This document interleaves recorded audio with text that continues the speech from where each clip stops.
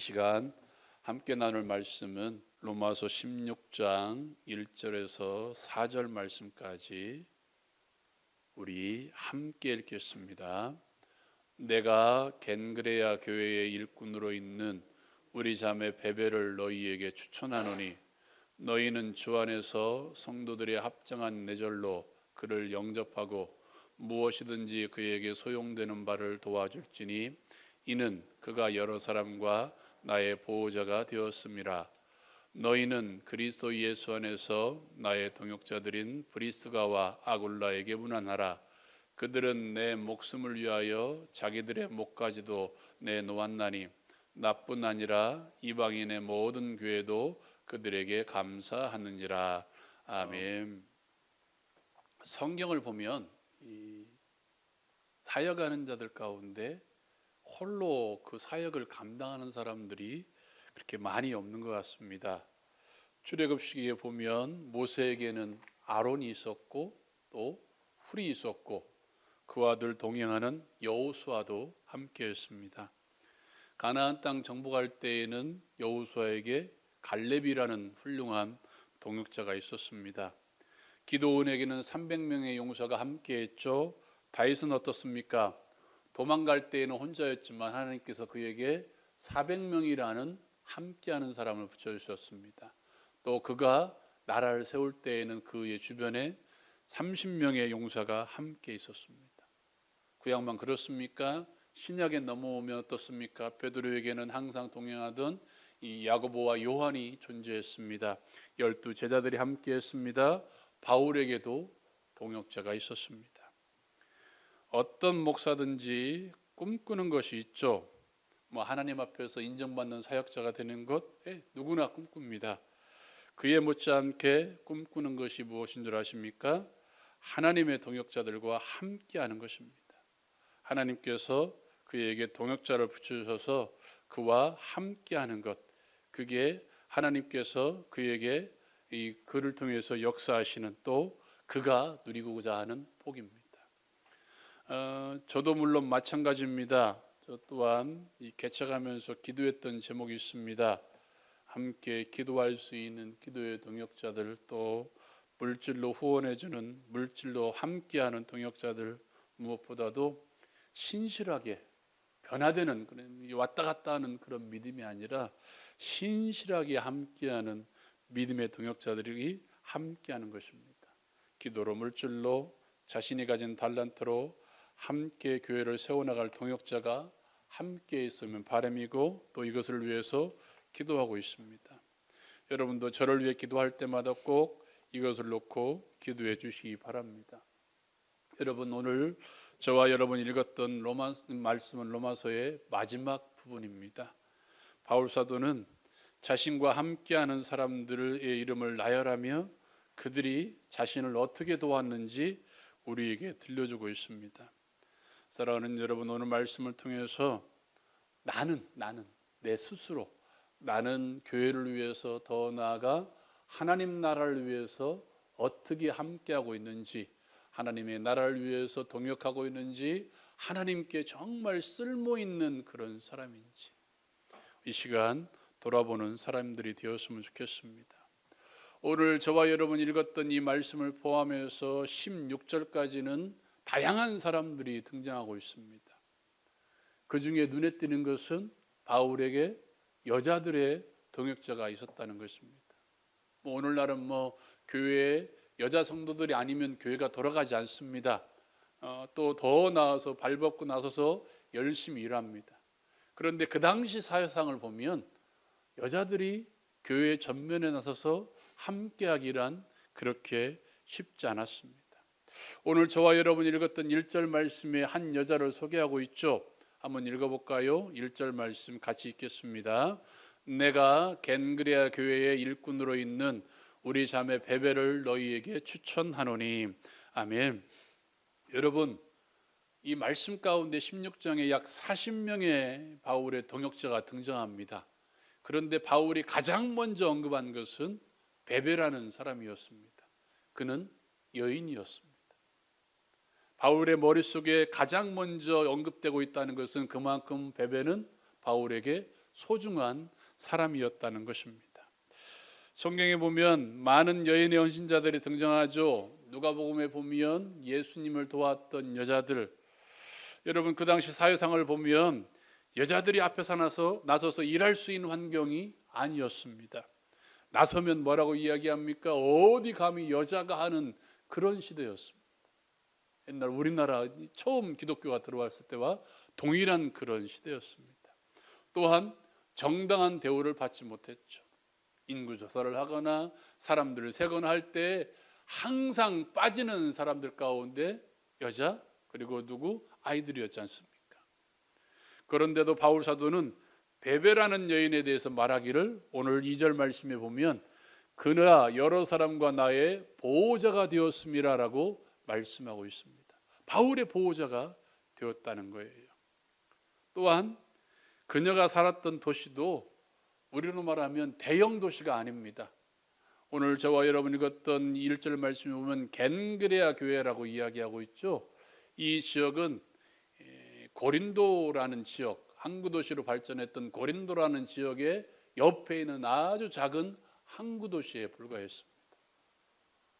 오늘날 우리로 말하면 대형 교회가 아니라 중소도시, 어쩌면 더 시골에 있는 시골교회 한 섬기는 여집사, 이 정도가 베베라는 인물의 모습입니다. 그렇다면 그에게는 두 가지 불리한 조건이 있죠. 여자라는 것, 그리고 그가 살았던 곳이 작은 동네였다는 것. 어쩌면 그가 섬기는 교회조차도 큰 교회가 아닌 작은 교회였을지도 모릅니다. 그런데도 불구하고 그는 대사역자인 바울의 보호자로서 역할을 감당한 영이라는 것입니다. 여러분 그거 아십니까? 불리한 조건이 오히려 하나님 앞에서 더 충성된 일꾼으로 설 수 있게 한다는 사실을 우리는 기억해야 됩니다. 우리 교회는 개척교회입니다. 이제 2년째 돼가는 개척교회입니다. 제가 시골교회에서 사역하다가 개척했는데요, 두 교회의 공통점이 있습니다. 시골교회나 개척교회나 할 일이 너무 없다는 것이고, 또 찾아보면 할 일이 너무 많다는 것입니다. 가나만이 있으면 할 일이 너무 없다는 것. 왜 할 일이 없습니까? 때로는 감당하기 어려운 일들이 많이 있기 때문입니다. 반면에 할 일이 너무 많습니다. 반면에 큰 교회는 어떻습니까? 할 일이 너무 많다는 것이고 그 일을 감당할 수 있는 사람들 또한 너무 많다는 거예요. 반면에 개척교회는 할 일이 너무 많은 반면에 그 일을 감당할 만한 사람들이 너무 없다는 것입니다. 개척교회는 모든 면에서 불리한 조건을 가지고 있지만 불리한 조건에서도 하나님께 충성할 수 있는 일들이 너무 많다는 것입니다. 큰 교회는 일이 많은 반면 그 일을 감당할 수 있는 사람들이 많이 있지 않습니까? 반면에 개척교회는 많이 있는 반면 그 일을 감당할 수 있는 사람들이 없기 때문에 내가 그 일을 할 수 있는 조건들이 많다는 것입니다. 내가 하고 싶은 일을 할 수 있는 일들을 고민할 필요가 없이 할 수 있다는 장점이 개척교회나 시골교회나 있다는 것입니다. 하나님께서는 젊음을 보지 않습니다. 나이를 보지 않습니다. 그가 사역하는 곳이 중소교회든지 시골교회든지 그것을 보지 않는다는 것입니다. 내가 해도 되는가를 고민하는 것이 아니라 내가 할 수 있는 일이 무엇인가 고민할 수 있는 여건이 너무나 많이 있습니다. 때로는 고민할 필요가 없이 실천하면 되는 것입니다. 베베가 그랬습니다. 여인이었지만 작은 지역의 사람이었지만 그는 여러 사람들과 바울의 보호자로 일을 감당했습니다. 여러분, 일에는 반드시 뭐가 따르나요? 수고가 따릅니다. 달란트 비율을 아시죠? 5달란트 받은 자, 2달란트 받은 자, 1달란트 받은 자의 이야기. 여러분, 5달란트 받은 사람과 2달란트 받은 사람이 2배로 남겨서 칭찬을 들었을까요? 아닙니다. 어쩌면 그들이 열심을 다했는데 남기지 않아도 하나님께서는 분명히 칭찬하셨을 거라고 저는 생각합니다. 충성했기 때문에 하나님은 그들을 칭찬하신 것입니다. 그 일에 뭐였기 때문에? 수고했기 때문에. 5달란트를 가진 만큼 그들은 수고했기 때문에 2달란트 받은 만큼 그들은 최선을 다해서 장사했기 때문에 저는 칭찬했다고 생각합니다. 오늘 말씀에도 바울의 동역자들이 그랬습니다. 로마서 16장 6절과 12절에 있는 말씀입니다. 우리 같이 한번 읽어볼까요? 시작. 너희를 위하여 많이 수고한 마리아에게 문안하라. 주 안에서 수고한 두르베나와 두르보사에게 문안하라. 주 안에서 많이 수고하고 사랑하는 버시에게 문안하라. 수고했다는 거예요. 수고했다는 거. 수고하지 않고 충성할 수 있나요? 그럴 수가 없습니다. 여러분, 기도의 동역자들도 최소한 기도의 시간을 내어야 되는 수고가 반드시 따라주죠. 물질의 동역자도 마찬가지죠. 자기의 작은 물질을 내놓아야 되는 수고가 분명히 따릅니다. 수고하려면 그냥 나와서 할 수 있나요? 그렇지 않습니다. 수고에는 반드시 따르는 게 있습니다. 데살로니가 교회에 보내는 편지를 보면 데살로니가 교회에 대해서 이렇게 이야기하고 있습니다. 같이 한번 읽어볼까요? 시작. 너희의 믿음의 역사와 사랑의 수고와 우리 주 예수 그리스도에 대한 소망의 인내를 우리 하나님 아버지 앞에서 끊임없이 기억함이니. 아멘.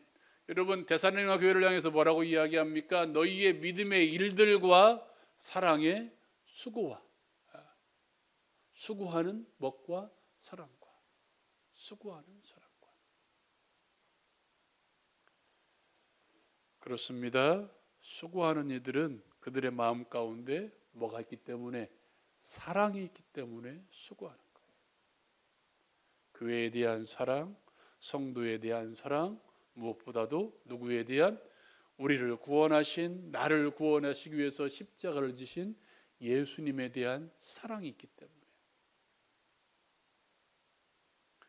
여러분, 그렇다면 우리가 교회를 위해서나 하나님의 나라를 위해서나 성도를 위해서 수고하기 전에 우리의 마음 가운데 뭐부터 있어야 됩니까? 사랑부터 있어야 됩니다. 교회를 사랑하는 마음, 하나님의 나라를 사랑하는 마음, 하나님의 나라의 동역자들인 성도들을 사랑하는 마음이 있을 때 그 마음에 이끌려 뭐하게 되는 거예요? 수고하게 되는 거예요. 어쩌면 그 수고조차도 기꺼이 감사함으로 할 수가 있는 것입니다. 내가 하는 수고에 대해서 무익한 종이라고 생각하며 받은 사랑이 너무 크기 때문에 그 사랑 때문에 뭐 하는 거예요? 수고하는 것이죠. 여러분, 끊임없이 요청하십시오. 하나님, 나에게 뭘 달라고? 수고가 아니라 사랑을 달라고. 하나님을 사랑하는 그 마음을 달라고. 하나님의 사랑으로 이웃을 사랑하고, 하나님의 사랑으로 성도를 사랑하고, 하나님의 사랑으로 교회를 사랑하는 마음 달라고 끊임없이 요청하시고 바라시고 간구하십시오. 그 사랑하는 마음이 나를 어디로? 수고의 현장으로 이끌어 가실 것입니다. 오늘 말씀 가운데에는 바울이 이렇게 말하는 사람도 있습니다. 같이 한번 읽어볼까요? 로마서 16장 3절 4절 말씀 같이 읽겠습니다. 시작. 너희는 그리스도 예수 안에서 나의 동역자들인 브리스가와 아굴라에게 문안하라. 그들은 내 목숨을 위하여 자기들의 목까지도 내놓았나니 나뿐 아니라 이방인의 모든 교회도 그들에게 감사하느니라. 아멘. 여러분, 바울 사도의 입장에서 한번 생각해 봅시다. 자신을 위해서, 나를 살리기 위해서 대신 죽을 수 있는 사람이 옆에 있다고 생각해 봅시다. 바울 사도의 마음이 어땠을까요? 바울 사도의 일하는 현장이 어땠을까요? 여러분, 더욱더 힘이 나서 일하지 않았을까요? 내가 이렇게 일해도 내 대신 나를 위해서 죽을 사람이 옆에 있는데 그 바울이 무엇을 두려워하겠습니까? 무엇을 힘들어하겠습니까?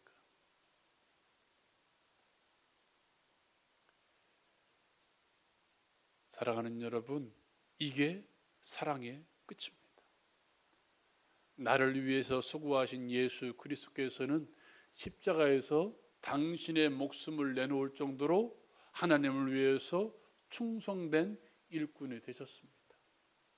그렇다면 나도 마찬가지죠. 나를 위해서 생명을 아끼지 아니하시고 내놓으신 예수 그리스도가 세운 교회입니다. 예수 그리스도가 사랑한 지체들입니다. 성도들입니다. 그들을 위해서 내가 아낄 수 있는 게 무엇이 있겠습니까? 아껴야 되는 게 무엇이 있겠습니까? 오늘 말씀을 보십시오. 불리한 조건에서도 기꺼이 사역을 감당했던 자, 사랑의 마음으로 수고한 자, 때로는 목숨까지도 내놓을 수 있는 자, 이런 자들이 여러분이 되시기를 주님의 이름으로 축원드립니다. 또 우리 교회도, 우리 기쁨찬 교회도 그런 사람들이 차고 넘치기를 주의 이름으로 축원합니다. 여러분, 분명히 알 수 있는 것은 사람은 몰라줘도 하나님은 분명히 기억하신다는 거예요. 오늘 베베를 시작으로 바울의 입에서 들려지는 40여 명의 사람들을 보십시오. 바울 사도가 그애들의 이름을 말할 때마다 그냥 누구에게 문안하라, 누구다 이렇게 말하지 않아요. 다 어떻게 합니까? 주 안에서 만에 수고한 누구를 위해서, 나의 동역자인 누구를 위해서, 나를 알아주는 누구를 위해서 문안하라, 누구다, 누구는 누구게 했다, 누구는 이렇게 했다, 하나하나 이름을 둘러가면서 코멘트, 요즘 아이들 말로는 댓글을 달아주었다는 거예요. 이 사람은 이런 사람이다, 이 사람은 이렇게 충성했다, 이 사람은 주 안에서 이런 사람이다. 그 말은 무슨 의미입니까? 하나님께서 알고 계신다는 거예요. 바울의 입에서 들려졌지만 그거는 하나님께서 그렇게 알고 있다는 사실입니다.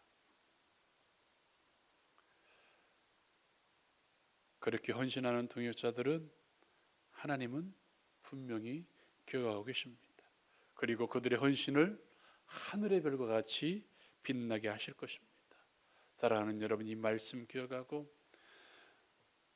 하나님께는 우리 모두가 다 쓸모가 있습니다. 내가 무엇을 해서가 쓸모가 있는 것이 아니라, 내가 어떻게 해서 쓸모가 있는 것이 아니라, 나에게 이런 능력이 있고 이런 배움이 있고 이런 탤런트가 있어서 쓸모가 있는 것이 아니라 나 자체로 쓸모가 있다고 말씀하십니다.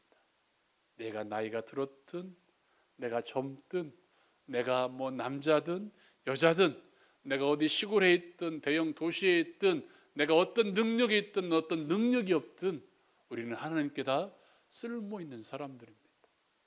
쓸모 있는 사람이라고 생각하시는 나를 받아주신 그 하나님의 나라를 위해서, 그 하나님의 몸된 교회를 위해서 우리가 온 힘을 다해 충성할 수 있는 우리 모두가 되었으면 좋겠습니다. 사랑하는 여러분, 이 시간 말씀을 생각하면서 함께 기도합시다.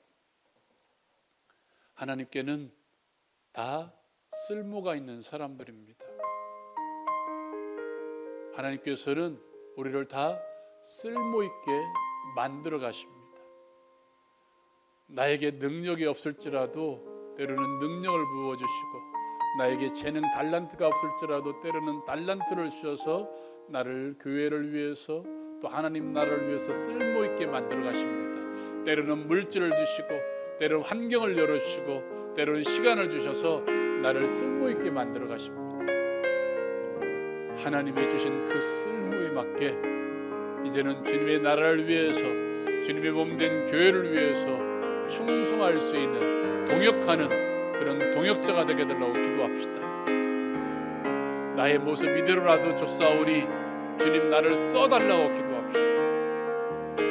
하나님 나라를 위해서 충성함으로 말미암아 하늘의 별과 같이 빛나는 우리의 삶, 우리의 모든 것이 되게 달라고 시간 기도합시다. 또 기쁨찬 교회를 위해서 기도해 주시기 바랍니다.